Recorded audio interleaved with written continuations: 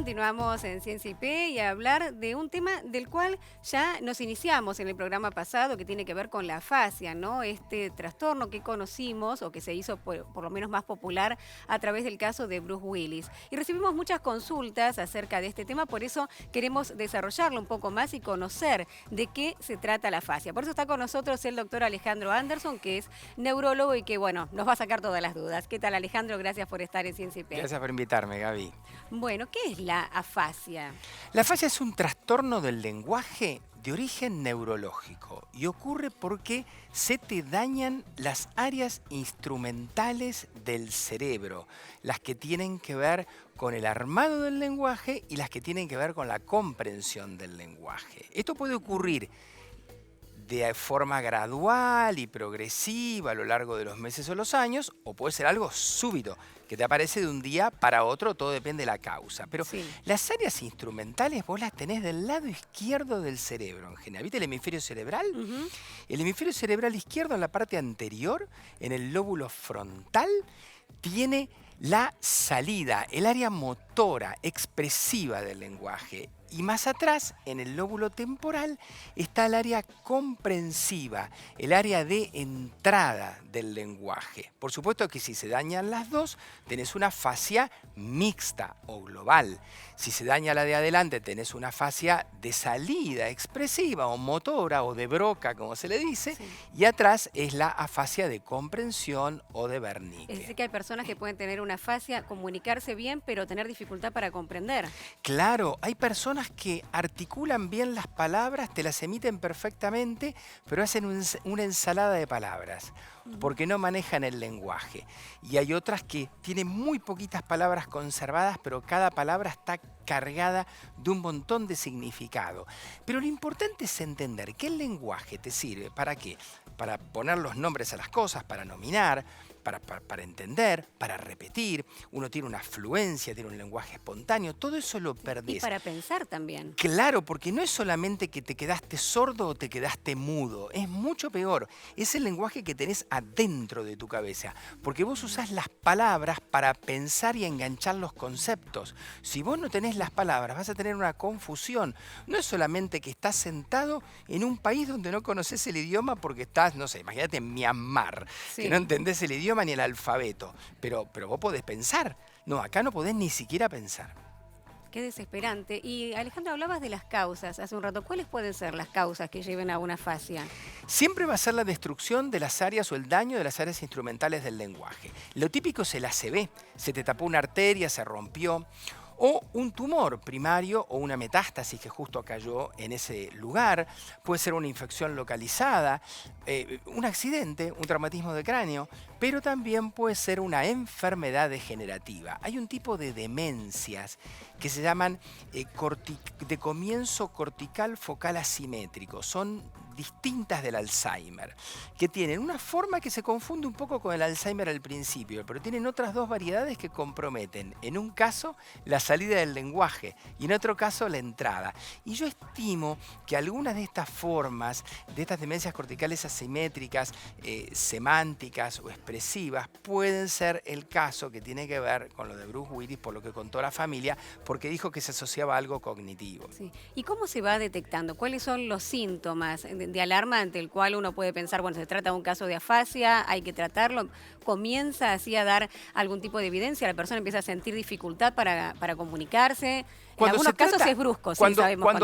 Cuando se trata de estos cuadros degenerativos, Gaby, lo que vos vas a tener es que acá se va a empezar a presentar primero un trastorno de la memoria, pero sobre todo de la personalidad y de la conducta. No compromete de entrada la memoria. Y después vas a tener, por ejemplo, un tema de que no te salen las palabras y entonces empezás a hacer esa perífrasis y la describís. Es como que yo te diga, no me acuerdo de la palabra silla, entonces te digo, eso que usamos para sentarnos.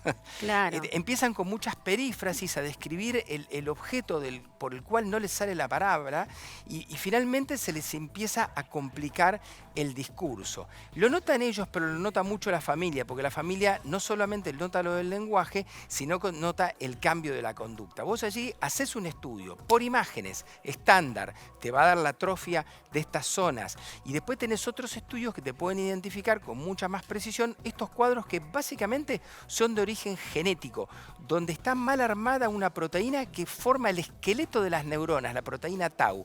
Esa proteína se fosforila, se desarma, se le rompe esqueleto y degenera la neurona. ¿Y hay tratamientos? No tenemos tratamientos específicos todavía. La verdad que las enfermedades degenerativas son una asignatura muy pendiente que tenemos. Vos sabés que en estos días que en cierto sentido se conmemora, ¿no? Un día que tiene que ver con la salud, de la Organización Mundial, Sí, claro, el Día de la Salud. ¿qué se ve? Y que, por ejemplo, la tuberculosis y otras enfermedades infecciosas bajaron, ya no están más en el top 10, Sí. van bajando. ¿Y quiénes son las enfermedades que van quedando? Las vasculares, pero sobre todo las degenerativas. Esa es la deuda pendiente, ¿no? El camino por el cual hay que transitar. Y bueno, es justamente lo que decías, es el objetivo que se propuso la Organización Mundial de la Salud en el Día de la Salud. Y también hablar acerca de no solo tratamientos, pero rehabilitaciones también, ¿no? Tiene Sí, que por realizar esta supuesto, porque persona. vos, así como tenés una evaluación neurocognitiva para la memoria, tenés una evaluación de tipo neurolingüística para ver cómo está funcionando el lenguaje, esas áreas instrumentales que yo te decía. Y tenés fonoaudiólogas especialistas en problemas neurológicos que tienen técnicas de rehabilitación. Sí, por supuesto que eso existe.